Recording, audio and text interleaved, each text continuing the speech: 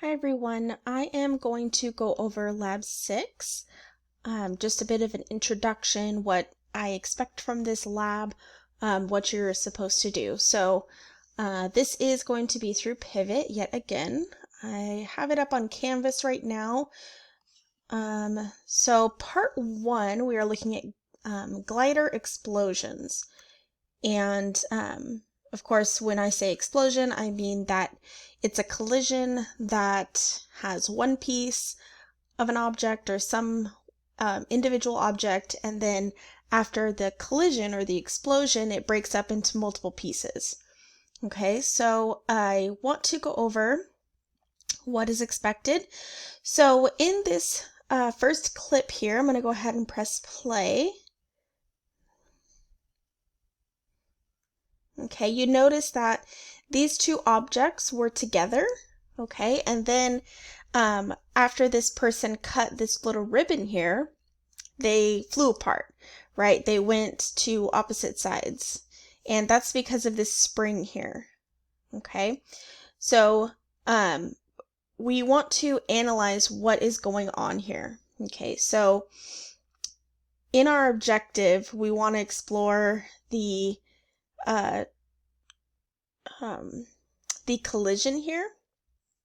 And so the first part is kind of just asking like what, making sure that you can measure everything basically. So this first one says, how fast does the left glider move after the ribbon is cut? Okay. And so forth. So you can see in our lab here, we have the same question. Okay. And then it asks, for the left glider, what form of energy does it have before the collision or before the ribbon was cut?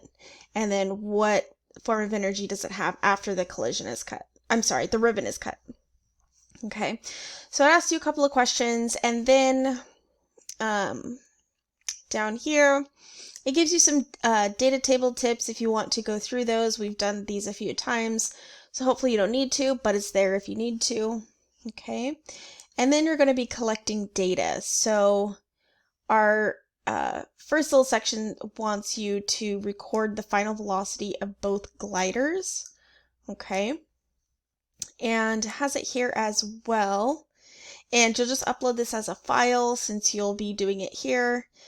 And then you want to, trying to see what else we've got here. Okay, yeah, so the first portion is really just finding out the velocity of the glider. How are they different from each other, or how are they the same? You know, kind of compare the velocities of the two. Okay, and we're not just going to do for these two masses. We're going to also look at different pairs. So our left mass will stay the same, but our right mass will change. Okay, so let me go to the extreme, 560 grams, and then press play. Okay, so we've got a much larger mass, and there's a few things that you should be able to notice about their velocity. Okay, so as you change that mass, what happens to the velocity? Okay, let's see what else we want us to do. Look at the total momentum. Okay, so this is where the lectures will come in handy. When we talked about momentum, okay, we want to look at the left side versus the right side and see, you know, what is going on before and after the collision. Sorry, that's what I mean. Before the collision versus after the collision, what are the momentums? They should be equal, right, since momentum is conserved. So you'll go ahead and go through that. And then it will want you to actually calculate those.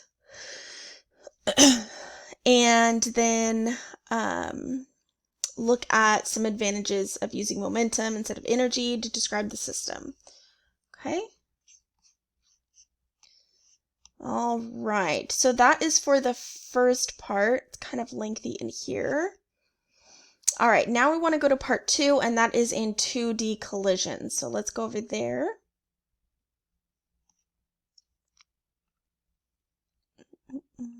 Okay.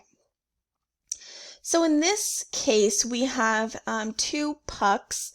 They call them the small puck and then the big puck. Okay, or you can say the yellow and the red, or whatever. Okay, so these two pucks are going to collide. They're on a low friction air table.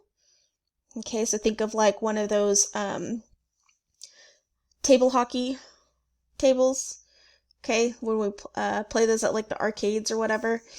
Okay, so this is what they are on, and so if I click whichever trial, it doesn't matter, just make sure whatever one you choose, you stick with that one. So I'm going to go ahead and press play so we can watch what happens. So we've got this one coming in from the left and it's going right, and then it hits this one, and then they fly off at different angles. Okay, so that's an important piece, that they're flying off at different angles. Okay, so now not only we have a X directional motion, now we have motion in the Y direction as well. Okay, so we have to keep track of that. So I'm going to show you a way that I would suggest doing it. I think that would be an easy way. As you can tell, the little puck here, the smaller one, comes in and it is pretty much parallel, right?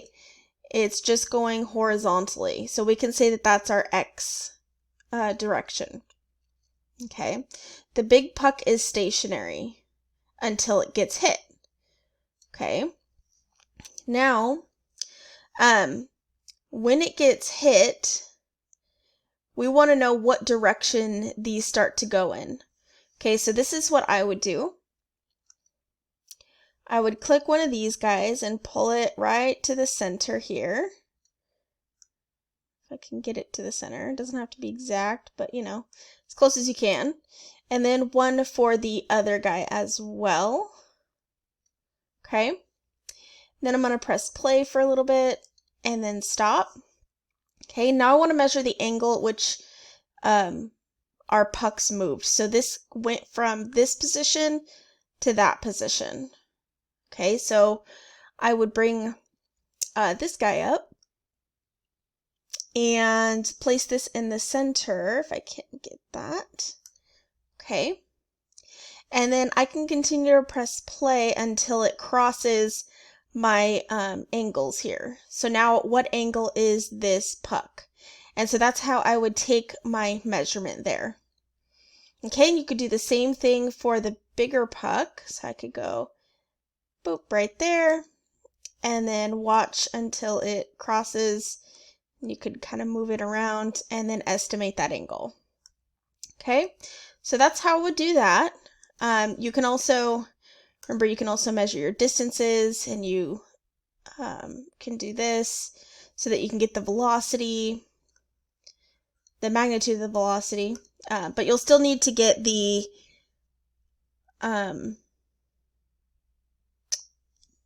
sorry, I lost my train of thought for a second there.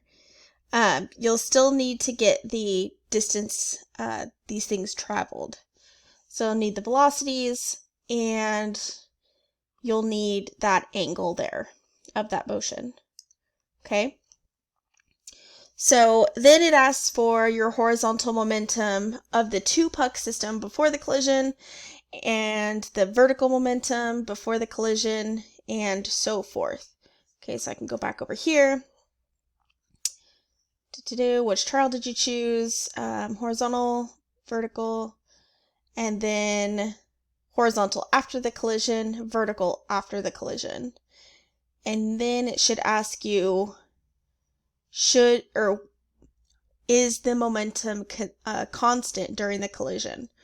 Okay, so basically, is it conserved, which it should be. Okay, and you can compare them with a quantitative comparison, like a percentage or a percent difference. Okay. All right, and that is lab 6. Not too difficult. But yeah, that should be it, and you guys should be good to go. All right, we'll see you in the next video.